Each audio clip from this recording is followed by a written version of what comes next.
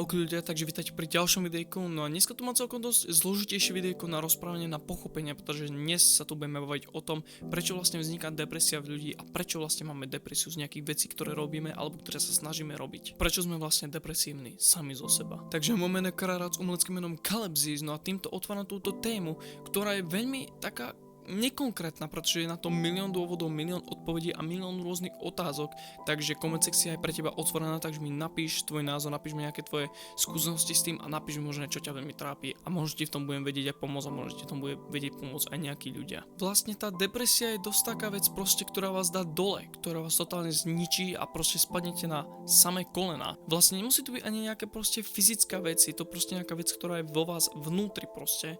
A neviete s tým prakticky až tak veľmi robiť nič, až ten čas by to nejako mal dať celkom dokopy, ale aj to je taká vec, ktorú musíte vy sami vedieť, že to chcete zmeniť. Veľmi dlho som bol vlastne v tom, že sa mi veci nedaria a vlastne to bol dôvod, prečo som vlastne bol taký mrzutejší, taký smutný vlastne a vždy keď skončila škola, tak práve čo bolo, že som hneď utekal vlastne na ten internát a vlastne som bol celý deň zatvorený v izbe a vlastne som nemal absolútne komunikáciu s nikým, vlastne som bol len sám, pozeral som videjka a proste bezvýznamne som iba proste existoval. Ale vlastne nebol to až taký bezvýznamný existizmus. Nebola to až tak bezvýznamná doba, pretože som si vlastne uvedomil ten svoj čas a tú svoju energiu, ktorú vkladám do daných vecí. Áno, ono sa aj tá depresia trošku delí na trošku tú depresiu slabšiu a silnejšiu, inak to veľmi rozdeliť neviem vlastne, kde ešte to zvládnete sami, ale keď to vlastne sami nezvládnete, tak potrebujete nejakú tú odbornú pomoc, ktorá už zasahuje trošku viac do toho, že to je silnejší prípad, takže si nemusíme robiť veľmi srandu z týchto ľudí. Je trošku pravda, že táto doba je trošku taká depresívna a hlavne aj z toho, že vlastne tie sociálne siete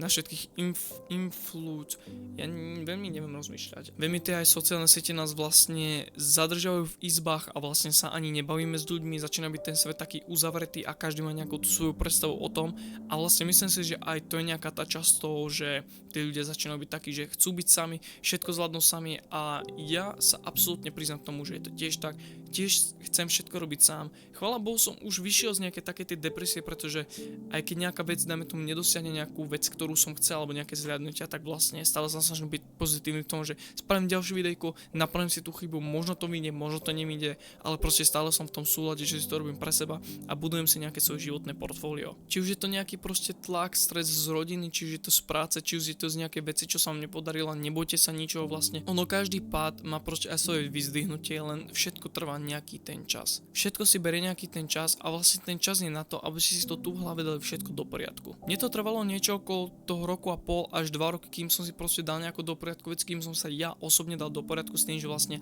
nevadí mi urobiť nejakých 6-7 videí denne, proste je to úplne v pohode, ale niekedy si neviem predstaviť, že by som to dokázal, pretože vlastne zastavil som sa na tom Instagrame, pozeral som sa na to, ako ľudia sú šťastní, ako ľudia žijú vlastne a povedal som si, že vlastne toto nie je možné dokázať a vlastne to je už taká prvá depresia, ktorá vlastne vzniká v tom, že pozeráte sa na úspech niekoho a hovoríte si, že sa tam vlastne nedostanete, ale vy sa tam môžete dostať. Stačí len tvoriť, stačí len robiť to isté, čo robili oni na začiatku, len musíte začať. To je vlastne taká prvá depresia, ktorá vzniká. Samozrejme aj škola tvorí veľmi silný nátlak na tú vlastne dnešnú generáciu, pretože chcú od nás strašne veľa celkovo, či už od študentov, nejakých žiakov na základné, alebo teda už aj od nejakých tých škôlkárskych detí, proste, ktoré sa len učia všetko. Chcú toho veľa naraz. Ale všetko, čo pýtate, vlastne má aj nejaký ten výdavok tej energie. To isté ako keď niečo zjete, tak vlastne dostanete tú energiu, ktorú máte, ale tam samozrejme tá energia vlastne vyjde von a potom tú energiu potrebujete znovu. Čiže vlastne áno, aj tá škola dáva nejaký ten nátlak na tie deti a na tých študentov vlastne, že tá depresia tam vzniká. Čiže to zo známok, čiže to z toho, že učiteľ vám povie, že to nikdy nedokážete, že je to hrozné, strašné, že váš projekt proste strašne zhejtia a vlastne povedia ho, že je veľmi hnusný, zlý. Stáva sa to a je to vec, ktorá sa vám ešte v živote možno veľakrát stane, takisto ako aj mne sa to veľmi veľakrát stalo a stane, ale s tým proste život je a s tým treba bojovať. Pretože ak si vezmeme, je oveľa jednoduchšie sa vzdať, ako vlastne bojovať za tú vlastnú vec, ktorú chceme dosiahnuť. Je oveľa ľahšie si povedať, že to nedokážem a sadnúť si na zadok, ako to reálne začať robiť. A vlastne keď sa už dostanete do toho kolobehu, tak vlastne z tej depresie začne vytvárať taká motivačná, nechcem povedať motivačná depresia, ale taká vlastne niečo medzi tým, že vlastne tá motivácia vás bude hnať do toho, že budete mať lepšiu energiu, že vlastne sa začnete pýtať na tom internete, že začnete sledovať nejaké tie veci na internete a vlastne, že vás to takto bude poháňať dopredu a dopredu. Táto téma je viacej taká na komunikačnú tému, no ja som tu momentálne sám, preto sú komentáre otvorené na to, aby ste mi tam niečo napísali, aby som sa niečo naučil, aby som možno toto videjko v budúcnosti aj opravil a aby sme to proste pomohli niektorým ľuďom, ktorí sa na to naozaj zle. Takže ak máš niečo, čo ťa trápi, tak to napíš do komentárov alebo to napíš do komunity na tomto kanále, kde ti možno že pomôžem alebo ti pomôžu nejakí ľudia, ktorí tu sú. Ale hlavné je, aby ste si dávali sami na seba pozor, aby ste boli v pohode, aby vlastne všetko, čo robíte, ste premenili na takú zábavnú prácu, aby proste nebolo všetko len o tej depresii, aby proste ste to nejako prešli. Pretože sme reálne depresívni sami zo seba. Není vec proste, ktorá by mala nás deprimovať. Dajme tomu, keď nám niekto povie, že je to zle, tak je to proste jeho názor a ten názor proste nezmeníte. Nemáte si to prečo dávať za svoju chybu, pretože vám sa to tak páči a keď náhodou, tak to viete stále zmeniť a viete urobiť, dajme tomu viacej verzií z tej jednej veci, ktorá sa bude páčiť jemu, ktorá sa bude páčiť aj vám a budete mať z toho profit aj vy, aj on. To je taký prvý taký príklad, ktorý existuje a nebuďte len depresívni.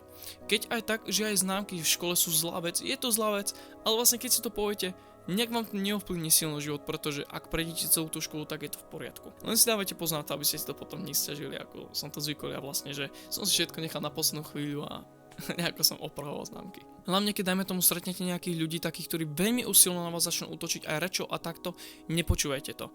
Povedzte si a zapamätajte si vetu vlastne, že múdrejší ustúpi a nechoďte do zbytočnej hádky, nechoďte do zbytočnej komplikácií a nepočúvajte ich.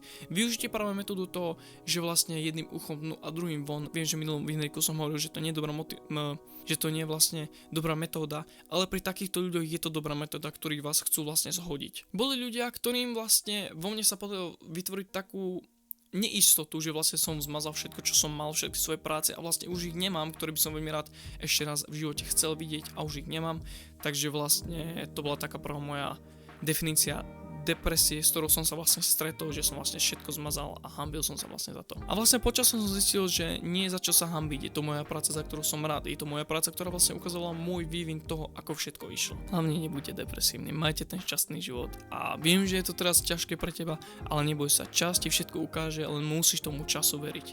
Je to jediná vec, čo musíš urobiť, veriť tomu času a posunúť si to nejako dať dokopy. Že si začneš spisovať nejaké veci. Ja som si napríklad urobil zošit, kde som si začal svoje, zase som ho nazval ZP and PR, nepamätám si nejako, tak sa nazval ten zošit a vlastne písal som si tam každý deň, ako som sa cítil ráno, ako som sa cítil večer, už to nerobím, ale vlastne bola to vec, ktorá ma dosť vytiahla z tohto problému a vlastne tam robili problémy aj kvázi dievčatá a vlastne aj ľudia proste okolo mňa a celkovo aj cestovanie ma dostávalo a takto všetko. Počasie som sa z toho dostal vlastne a už som iba bol v tom kolobehu, ktorý vlastne existuje. Takže si sprav nejakú vec, kde si budeš všetko spisovať a vlastne o nejakých 5-6 rokov uvidíš proste a bude sa na tom smiať, že toto sa mi dialo a vlastne už na to budeš spomínať len tak, že sa mi to stalo a vlastne už to len pôjde ďalej. Takže nebuďte depresívni sami zo seba. Nie je vec, prečo by ste mali byť sami na seba depresívni. Takže ak ťa takéto videjko baví, tak budem veľmi rád za odber, ale ak mi to pomôže v tvorbe, komentáre sú otvorené, takže sa tam rozpíšte. A ak ťa zaujíma viacej, tak jednoznačne sleduj môj Instagram karol_radcez, kde vlastne uvidíš viac filmové veci, o takýchto videjkách budeš vedieť oveľa skôr